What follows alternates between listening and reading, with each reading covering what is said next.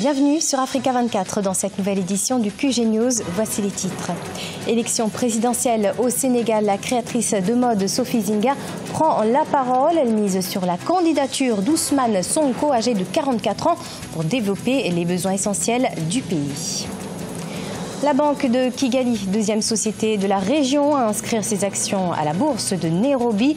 Depuis novembre 2018, elle prévoit à présent de devenir une banque universelle avec comme spécialité le numérique. Et puis, le festival Amani s'est tenu à Goma, en République démocratique du Congo. Un rendez-vous culturel dont le but était de promouvoir la paix. Encensée par les plus grands noms de la mode, Sophie Zinga se positionne sur l'élection présidentielle au Sénégal. Pour la styliste, les fondamentaux même du développement du pays ont été oubliés par l'actuelle gouvernance. Projets qui font partie du programme d'Ousmane Sonko. Pour cette dernière, c'est lui le candidat idéal. Aïssatou Diamanka-Besland. Au Sénégal, à quelques jours de l'élection présidentielle, la parole est donnée à la population.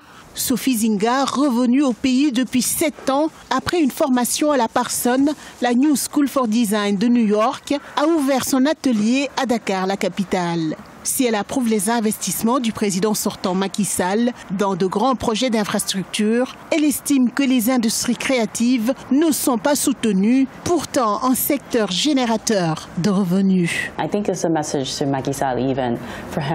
Je pense que c'est un message adressé à Macky Sall pour qu'il soit capable de se rapprocher des jeunes, des femmes, mais aussi de développer l'économie de ce pays, non seulement par le biais des infrastructures, mais plutôt par l'éducation, la santé qui sont des besoins essentiels et surtout soutenir les industries créatives. Pour cette élection présidentielle du 24 février 2019, son choix est déjà ficelé.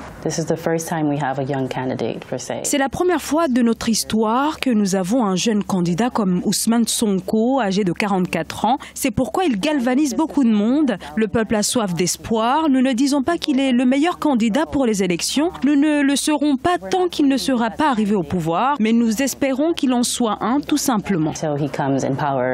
En outre, Sophie Zinga pense que le rejet des partis traditionnels par les jeunes est omniprésent, pas seulement au Sénégal. Et toujours selon elle, la jeunesse souhaite être dirigée par une nouvelle élite politique plus en phase avec leurs aspirations.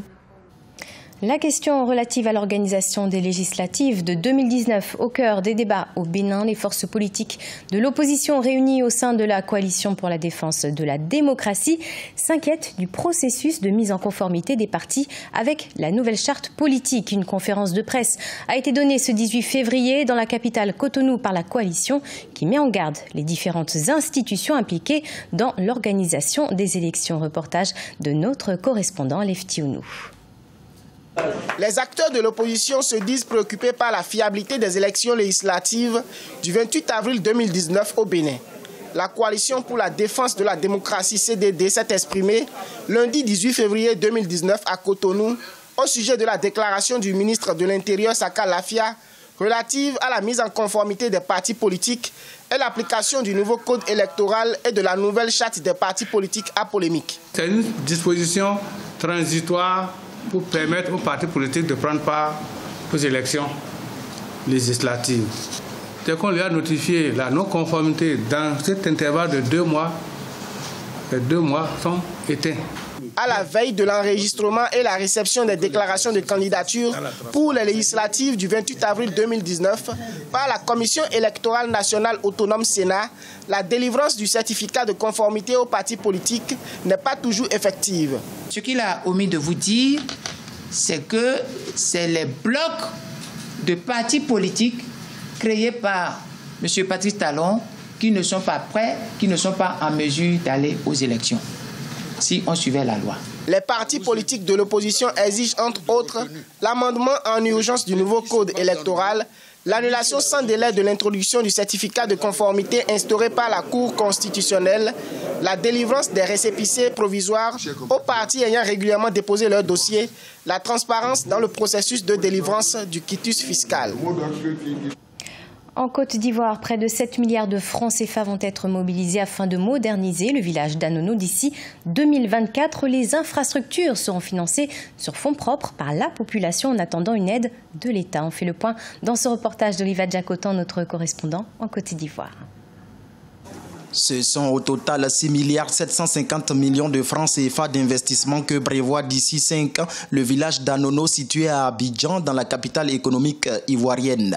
En 2019, les travaux de construction d'un centre commercial, d'un hôpital et d'un lycée évalués à 750 millions de francs CFA ont déjà démarré dans ce sens.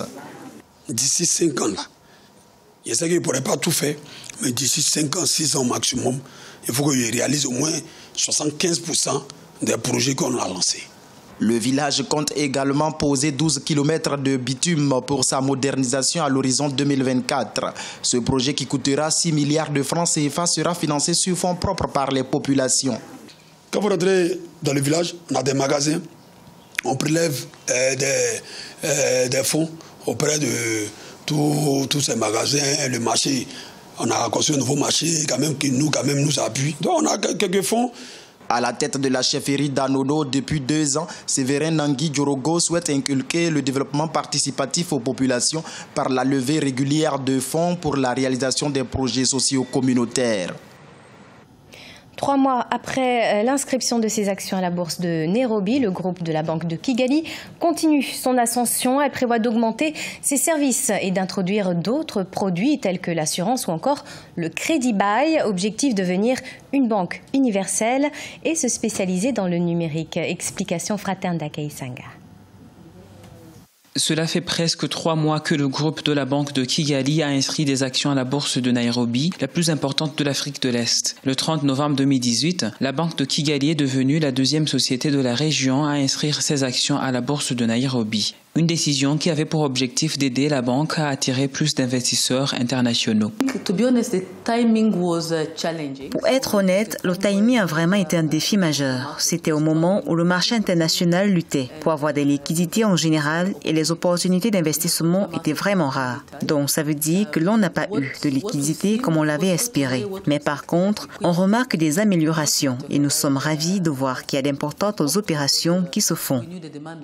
Il a fallu à la Banque de Kigali 70 millions de dollars pour inscrire ses actions à la bourse de Nairobi. L'action de la banque a été vendue pour la première fois à 30 shillings kenyans, soit environ 0,30 $. Les publications du 15 février 2019 indiquent le prix à 30,85 shillings kenyans.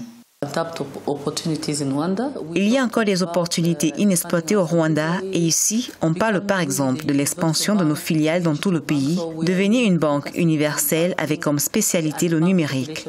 En bref, nous voulons servir la population qui n'est pas encore bancarisée dans le moyen terme. Nous voulons également augmenter nos services et introduire l'assurance, par exemple, le crédit bail et d'autres produits que souhaitent nos clients.